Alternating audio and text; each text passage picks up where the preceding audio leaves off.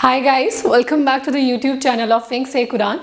My name is Mehreen Sayed and I'm teaching you the chemistry part of JKSSP Panchayat Accounts Assistant. So as far as our last lecture is concerned, हमने surface chemistry start किया था where we studied about adsorption and absorption. So we'll be continuing the same topic right here with some new topics actually. Before I start actually, please take a screenshot.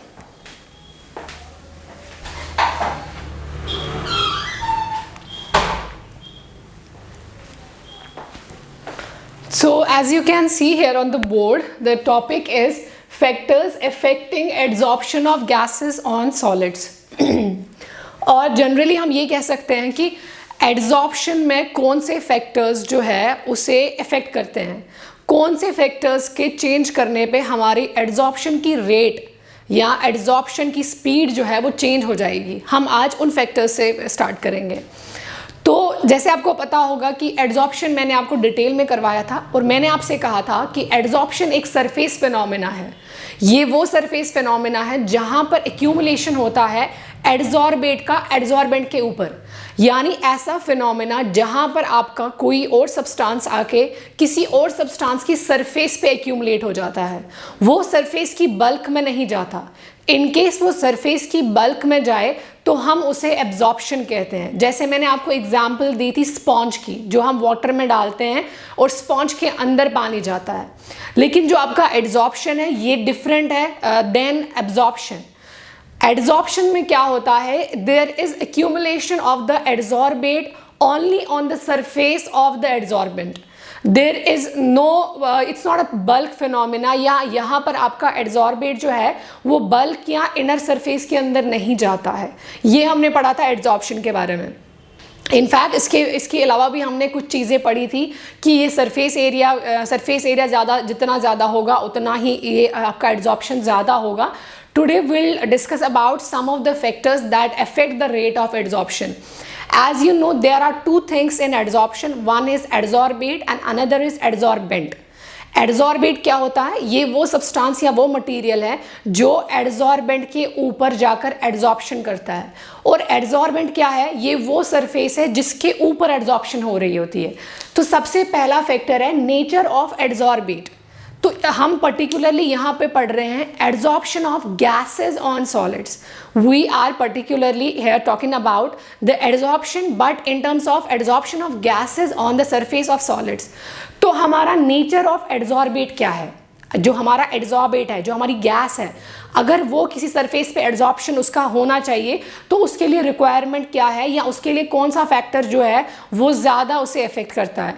तो as you can see I have wrote down here that easily liquefiable gases. जैसे हमने states of matter में मैंने आपको liquefaction के बारे में पढ़ाया था. लिक्विफिकेशन में मैंने आपको कहा था कैसे आप जो है कंप्रेस करके आप गैसेस को लिक्विफाई कर सकते हो. Though back then you were feeling that it was not related to your syllabus, but now you can see कि जहाँ जहाँ हम आगे टॉपिक्स पढ़ रहे हैं सब चीज़ों का यूज़ हो रहा है. तो लिक्विफिकेशन अगर आपको याद होगा, मैटर में मैंने आपको पढ़ाया था कैसे हम गैसेस को लिक्विफाई कर सकते हैं by the help of pressure. हम प्रेशर को बढ़ाएंगे तो आपके जो पार्टिकल्स हैं गैसेस के वो क्लोज आएंगे और वो किस में चेंज आएंगे, वो लिक्विफाई हो जाएंगे. जैसे आपने देखा होगा वो जो लाइटर होता है जो स्मोकिंग के लिए यूज़ किया जाता है, उस लाइटर के अंदर जो लिक्विड होता है, अगर आप उस लाइटर को जब आपसे बर्न करते हो या प्रेस करते हो या उसमें से आप उसको निकाल के देखोगे तो बाहर लिक्विड नहीं आएगा बल्कि बाहर गैस आएगी. वो गैस क्यों आएगी, बेसिकली उस लाइटर के अंदर जो गैस होती है वो कंप्रेस करके होती है, तभी वो आपको लिक्विड शेप में दिखता है.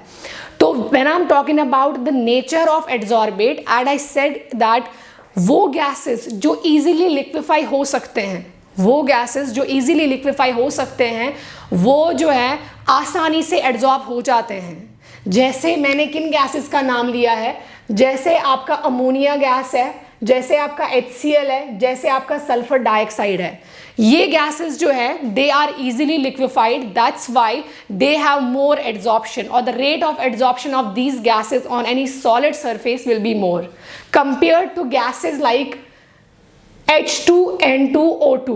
अगर आप इन गैसेस के साथ इनको कंपेयर करेंगे, H2N2 और O2 के साथ किसको कंपेयर करेंगे, HCl, NH3 एंड SO2, तो यहाँ पर आप देख सकते हैं यहाँ पर एड्जॉर्प्शन इतना ज़्यादा नहीं होगा जितना एड्जॉर्प्शन इनके साथ होगा। ऐसा क्यों? As I said, because the gases which are more easily liquefiable, only those gases can be absorbed easily. All right. The next point we have nature of adsorbent. हमारा एड्जॉर्बेंट का नेचर क्या है? अभी हमने पढ़ा एड्जॉर्बेट। एड्जॉर्बेट यानी वो substance जो जाकर एड्जॉर्ब हो जाता है सरफेस पे, जिसकी सरफेस पे हो रहा होता है उसे हम एड्जॉर्बेंट कहते हैं। उसका नेचर भी हमारे लिए मैटर करता है कि उसका नेचर कैसा है, उसकी सरफेस का नेचर कैसा है, हमारी एड्जॉर्प्शन में हेल्प होगा या नहीं। Basically you have to remember this thing, अगर वो पोरस है और अगर वो फाइनली डिवाइडेड है, फाइनली डिवाइडेड मतलब उसका सरफेस एरिया ज़्यादा एक्सपोज्ड होगा, कुछ छोटे छोटे पीसेस में होगा, या उसका सरफेस एरिया ऐसा है कि मैक्सिमम एरिया जो सरफेस एरिया है वो ज़्यादा एक्सपोज्ड होगा, तो आपका एड्जॉर्प्शन जो है वो ज़्यादा होगा। So in this point, that is nature of adsorbent, you have to remember कि आपका एड्जॉर्प्शन जो है उस सब्सटेंस में ज़्यादा होगा जो हाईली पोरस होगा और जो फाइनली डिवाइडेड होगा। जैसे आपका एग्जाम्पल है एक्टिवेटेड कार्बन, सिलिका जेल या क्ले, इनमें आपका एड्जॉर्प्शन का रेट जो है वो ज़्यादा होगा because of their porous nature और because of their finely divided nature. Next is surface area. As I have already said back in the first lecture of surface chemistry that surface area जितना ज़्यादा होगा उतना ज़्यादा adsorption होगा। क्यों? जब surface area ज़्यादा एक्सपोज्ड है तो उतने ही एड्जॉर्बेट मॉलिक्यूल्स आकर एड्जॉर्बेंट की सरफेस पे आ जाएंगे। So greater the surface area greater is adsorption. जितना ज़्यादा सरफेस एरिया होगा उतना ही ज़्यादा आपका एड्जॉर्प्शन होगा। Alright, next is temperature. Temperature के चेंज होने से आपके एड्जॉर्प्शन पे क्या इफेक्ट पड़ेगा? Since I have told you आपका एड्जॉर्प्शन जो है ये एक्सोथर्मिक प्रोसेस है, यानी वहाँ से हीट निकलती है। जब कोई प्रोसेस एक्सोथर्मिक होगा तो वहाँ पर आपका टेम्परेचर के बढ़ाने से रेट कम हो जाएगी। There is actually a rule to this जो क्लास 12th में है, जो कि अभी आपको पढ़ने की ज़रूरत नहीं है as for your syllabus is concern. So all you have to remember is, अगर कोई प्रोसेस एक्सोथर्मिक है यानी वो वहीं से हीट दे रहा है, तो अगर आप उस प्रोसेस को यहाँ से हीट बढ़ाओगे या यहाँ से हीट आप ज़्यादा दोगे तो वो प्रोसेस जो है वो कम होना शुरू होगा। तो आपका एड्जॉर्प्शन जो है ये आपका एक्सोथर्मिक प्रोसेस है। दैट इज़ वाई टेम्परेचर के बढ़ाने से आपका जो एड्जॉर्प्शन है इसका रेट जो है वो स्लो हो जाएगा। Adsorption decreases as temperature increases. Why? Because adsorption is a exothermic process. Alright, next is pressure. Pressure के बढ़ाने पे आपके एड्जॉर्प्शन में क्या चेंज आता है? अगर टेम्परेचर कांस्टेंट रखा जाए, कांस्टेंट क्यों? Because as you have seen already temperature के बढ़ाने पे आपका एड्जॉर्प्शन जो है वो डिक्रीज हो जाता है। सो while you keep the temperature constant, ऐसे में क्या होगा, आपका एड्जॉर्प्शन ऑफ गैसेस जो होगा it will increase with increase in pressure. So with the increase in pressure adsorption will increase but the temperature should be constant। Pressure के बढ़ाने से आपका एड्जॉर्प्शन बढ़ेगा लेकिन आपका टेम्परेचर क्या होना चाहिए, वो कांस्टेंट होना चाहिए। Next is adsorption as spontaneous process. Well, यहां पर लिखा है कि एड्जॉर्प्शन आपका स्पॉन्टेनियस प्रोसेस है। Now you should know what spontaneous is before we head on to the equation. There are two processes actually, one is spontaneous and one is non-spontaneous। हमारे पास दो process होते हैं, एक होता है स्पॉन्टेनियस और दूसरा होता है नॉन स्पॉन्टेनियस। स्पॉन्टेनियस और नॉन स्पॉन्टेनियस प्रोसेस में डिफरेंस ये होता है, जो आपका स्पॉन्टेनियस प्रोसेस होता है आपको इसे स्टार्ट करने के लिए एक्सटर्नल एनर्जी नहीं देनी पड़ेगी, यानी ये अपने आप शुरू हो जाएगा। आपका जो स्पॉन्टेनियस प्रोसेस होता है ये ऐसा प्रोसेस है जिसको एक्सटर्नल एक्टिवेशन या एक्सटर्नल एनर्जी नहीं चाहिए शुरू होने के लिए या स्टार्ट करने के लिए। नॉन स्पॉन्टेनियस वो प्रोसेस होता है जिसे एक्सटर्नल एनर्जी चाहिए स्टार्ट करने के लिए। तो आपका जो एड्जॉर्प्शन है this is a spontaneous process, that means ये अपने आप होता है, इसको बाहरी एनर्जी की ज़रूरत नहीं है। हम देख सकते हैं ये कैसे हैं। यहां पर मैंने लिखा है del H, del G, del S are negative in adsorption. अब आपको पता नहीं होगा ये सारे वर्ड्स क्या हैं। सबसे पहले डेल एच, इसके बारे में हम बात करते हैं। Adsorption is an exothermic process. Adsorption आपका एक्सोथर्मिक प्रोसेस है, जो कि मैंने अभी बताया, यानी ये वहीं से हीट देता है बाहर। तो जब कोई प्रोसेस ये जो एच है, डेल एच, ये एच जो है ये इंथैल्पी होता है। डेल एच का मतलब होता है enthalpy, change in enthalpy. Del का मतलब होता है चेंज, और ये जो एच लेटर है इससे हम एंथैल्पी को डिनोट करते हैं। एंथैल्पी यानी एनर्जी को डिनोट करते हैं। एच से हम एंथैल्पी या एनर्जी को डिनोट करते हैं, और डेल का मतलब होता है चेंज। सो डेल एच का मतलब होता है चेंज इन एंथैल्पी और चेंज इन एनर्जी। इसका क्या मतलब है? हमारा जो एड्जॉर्प्शन है वो एक्सोथर्मिक प्रोसेस है, यानी हीट बाहर निकल रही है। जब प्रोसेस एक्सोथर्मिक होगा तब आपकी एंथैल्पी को हम मेंशन करते हैं नेगेटिव में।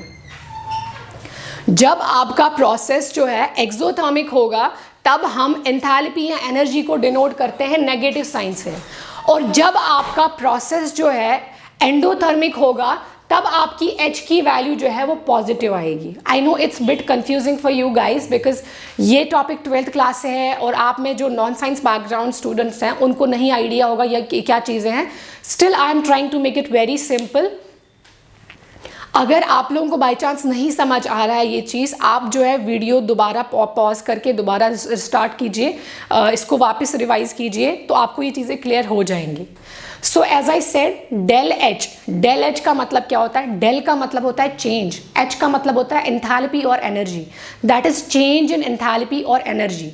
एनर्जी में चेंज क्या है? अगर आपका प्रोसेस एक्सोथर्मिक है तो आपका डेल एच की वैल्यू क्या आती है? नेगेटिव आती है। दैट इज वाई मैंने यहां पर लिखा है एड्जॉर्प्शन आपका एक्सोथर्मिक प्रोसेस है, डेल एच आपका क्या आएगा? नेगेटिव आएगा। यही मैंने ऊपर लिखा था, del H are negative in adsorption. Next point, adsorption of adsorbate on the surface lowers the disorder. जब एक एड्सॉर्बेंट सरफेस के ऊपर आ रहा होता है उस टाइम पे जो उसकी रैंडमनेस होती है या उसका जो डिसऑर्डर होता है वो डिक्रीज हो जाता है। जब एक एड्सॉर्बेट दूसरी एड्सॉर्बेंट के सरफेस पे आके रुकता है उस टाइम पे डिग्री ऑफ डिसऑर्डर या डिग्री ऑफ रैंडमनेस जो है वो डिक्रीज हो जाता है। तो हम क्या कहते हैं? उसको हम डिनोट किससे करते हैं? एस से। ये जो आपका एस है इसको हम एंट्रोपी कहते हैं या डिसऑर्डर कहते हैं, और डेल एस का मतलब होता है चेंज इन एंट्रोपी और चेंज इन डिसऑर्डर और चेंज इन रैंडमनेस। एड्सॉर्प्शन जब हो रहा होता है तो हमारी उससे क्या होती है? डिग्री ऑफ रैंडमनेस या डिग्री ऑफ डिसऑर्डर जो है वो क्या हो जाता है? वो डिक्रीज हो जाता है। तो ये जो एस है ये एंट्रोपी चेंज मेजर करता है, यानी ये मेजर करता है कि आपके पास जो प्रोसेस है इसमें डिसऑर्डर कितना है या रैंडमनेस कितना है। सिंस अगर डिक्रीज हो रहा होगा तो आप जो है डेल एस को नेगेटिव शो करते हो, अगर रैंडमनेस बढ़ रही होती है तो आप डेल एस को पॉजिटिव शो करते हो। ओके, सो डेल एस हमारा यहाँ पर क्या आएगा? नेगेटिव आएगा। एंड देन ये डेल एस भी हो गया। Del S means change in entropy, del H change in energy और enthalpy. Now this is del G. Del G का मतलब क्या होता है? डेल जी का मतलब होता है Gibbs free energy. Del G का मतलब क्या होता है? Gibbs free energy. Gibbs free energy ये जो है अगर ये इसकी वैल्यू नेगेटिव आती है तो आपका प्रोसेस स्पॉन्टेनियस होता है, और अगर डेल जी की यानी गिब्स फ्री की एनर्जी का वैल्यू पॉजिटिव आता है तो आपका प्रोसेस जो है वो नॉन स्पॉन्टेनियस होगा। सिंस वी सेड हमारा एड्सॉर्प्शन जो है हमने स्टार्टिंग में ही कहा इट्स एन स्पॉन्टेनियस प्रोसेस, तो हमारी डेल जी की वैल्यू क्या आनी चाहिए? वो नेगेटिव आनी चाहिए। हमारे पास एक इक्वेशन है that is del G is equal to del H minus T del S, जहां पर आपका डेल जी जो है it is Gibbs free energy, del H change in enthalpy और एनर्जी, टी का मतलब टेम्परेचर एंड डेल एस का मतलब चेंज इन एंट्रोपी। तो ये इक्वेशन इसमें जब हम इसकी वैल्यूज डालेंगे यानी डेल एच भी आपका नेगेटिव, डेल एस भी आपका नेगेटिव, तो आपकी डेल जी की वैल्यू जो ओवरऑल आएगी वो नेगेटिव आएगी, तो आपका प्रोसेस क्या होगा? स्पॉन्टेनियस होगा। I know it's going to be bit difficult for you guys to understand, since ये आपका जो है आपने 10th क्लास तक जो आपके टॉपिक्स थे जो आपके नॉन साइंस बैकग्राउंड स्टूडेंट्स हैं नहीं पढ़े होंगे। अगर आपको नहीं समझ आ रहा है, आप जो है इस वीडियो को पॉज करके दोबारा रिपीट कीजिए, तो आई बिलीव आपको क्लियर हो जाएगा। इवन इफ उसके बाद भी आपको कुछ डाउट्स हैं, please leave your doubts right here. Next है हमारा एप्लीकेशन ऑफ एड्जॉर्प्शन, यानी ये जो एड्जॉर्प्शन है इसका यूज़ कहाँ कहाँ पर होता है या इसकी क्या एप्लीकेशन होती है। सबसे पहले मैंने लिखा है इसका यूज़ होता है गैस मास्क बनाने में। It's sorry mask not mask,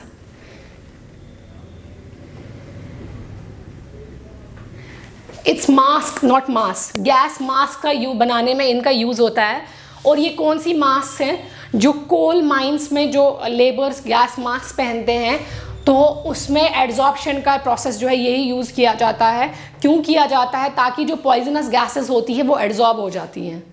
second है हमारे पास सिलिका और अल्मीनियम जो है, ये इनके जो जेल्स हैं, they are use to remove moisture and humidity.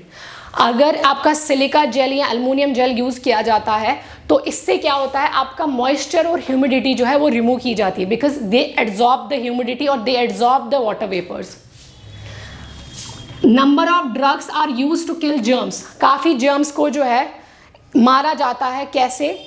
Drugs जो ड्रग्स का यूज़ किया जाता है उन्हें मारने के लिए, उस पर जो यूज़ हो रहा होता है उस पर एड्जॉर्प्शन प्रोसेस यूज़ हो रहा होता है, तो आपके जो जर्म्स होते हैं they get adsorbed on them. So first use gas mask का, जिनका कोल माइंस में यूज़ होता है, वहाँ पर ये पॉइजन को एड्जॉर्ब करते हैं। Second, silica gel and aluminium gel जो है आपके वो मॉइस्चर को रिमूव करते हैं एड्जॉर्ब करके। थर्ड, आपका काफ़ी ड्रग्स ऐसी हैं जो जर्म्स को किल करने के लिए यूज़ की जाती हैं और वो एड्जॉर्ब करते हैं जर्म्स को अपनी सरफेस पे।